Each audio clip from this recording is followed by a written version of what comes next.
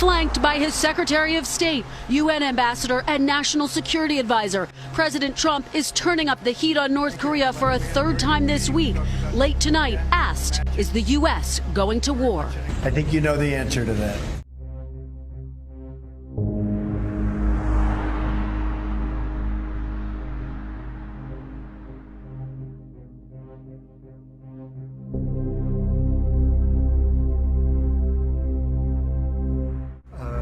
He has disrespected our country greatly.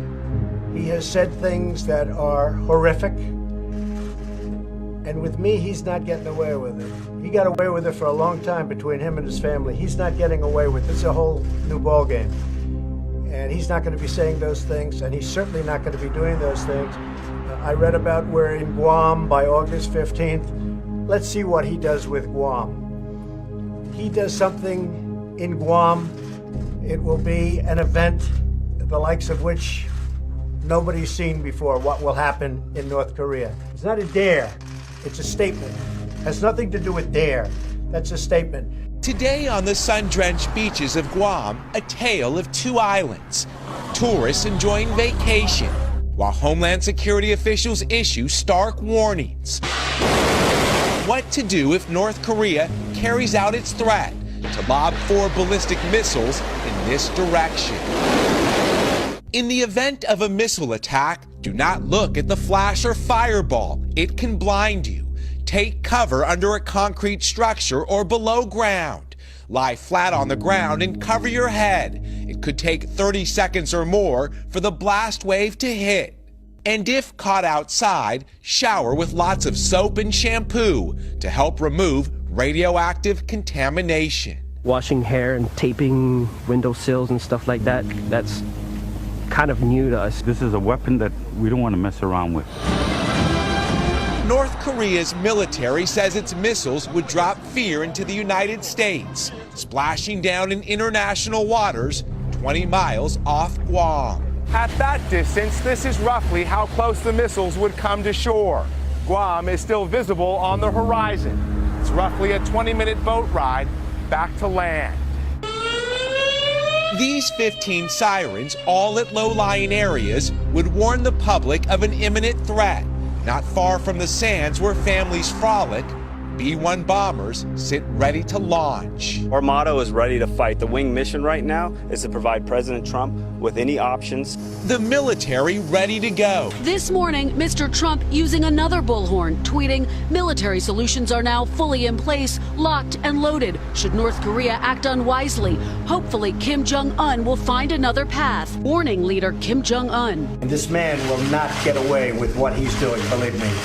And if he utters one threat in the form of an overt threat, or if he does anything with respect to Guam or any place else that's an American territory or an American ally, he will truly regret it, and he will regret it fast. U.S. President Donald Trump has warned the Democratic People's Republic of Korea that the U.S. military is ready to deal with any missile threats. He's not going to go around threatening Guam, and he's not going to threaten the United States, and he's not going to threaten Japan, and he's not going to threaten South Korea.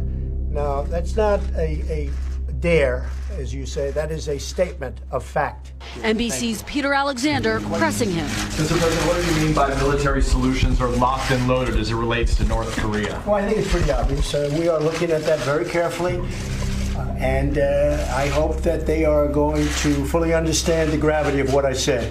And what I said is what I mean.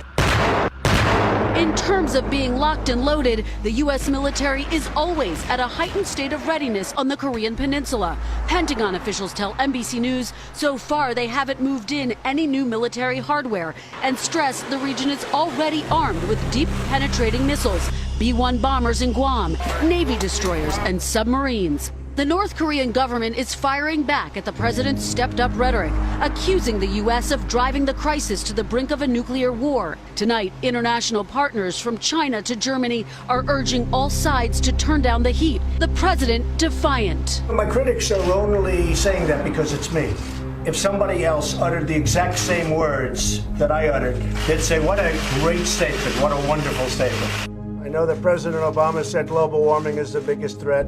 I totally disagree. I say that it's a simple one. Nuclear is our greatest threat worldwide. Not even a question, not even close. So I'd like to de-nuke the world. I would like Russia and the United States and China and Pakistan and many other countries that have nuclear weapons, get rid of them.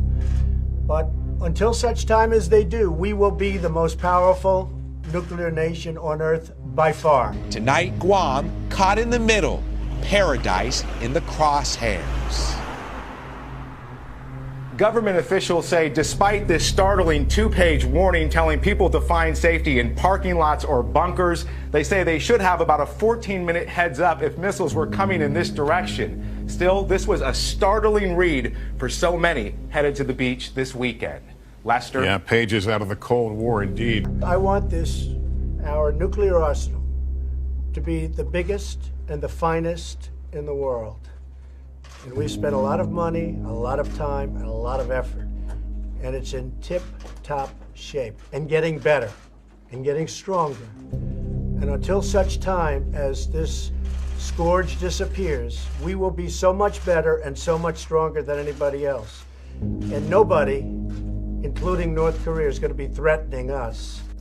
North Korea has revealed further details of its plan to fire ballistic missiles into the sea near Guam.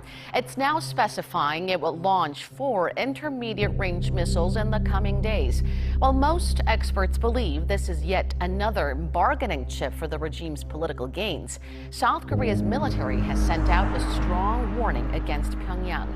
Kwon Jang-ho starts us off. On Wednesday, Pyongyang announced it was carefully examining an operational plan to launch a ballistic missile strike in the areas around Guam. On Thursday, the North said they are seriously examining that threat. Extra details were announced on North Korean state media, saying that the plan entails launching 4 Hwasong-12 intermediate-range ballistic missiles.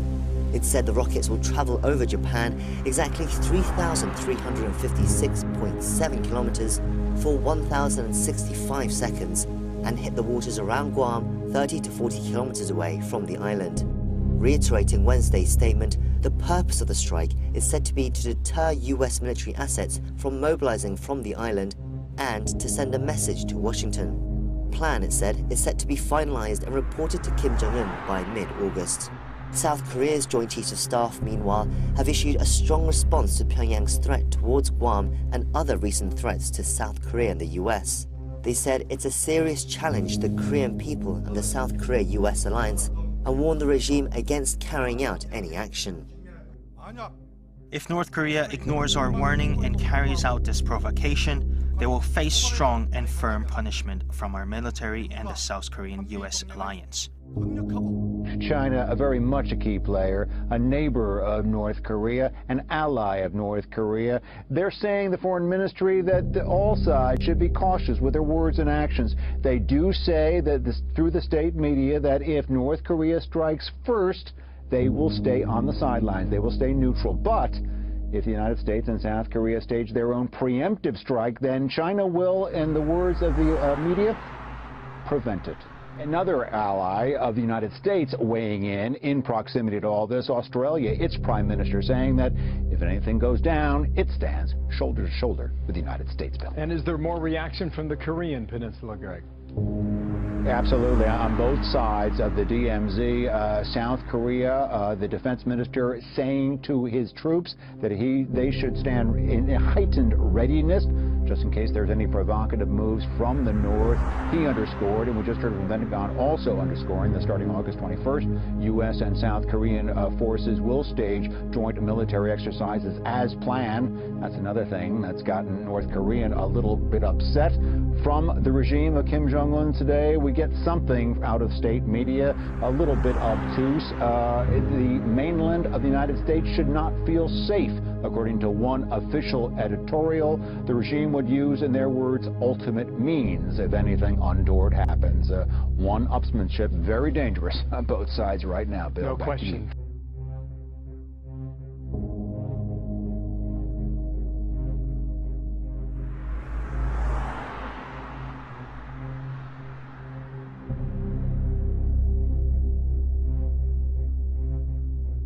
I would like to de-nuke the world.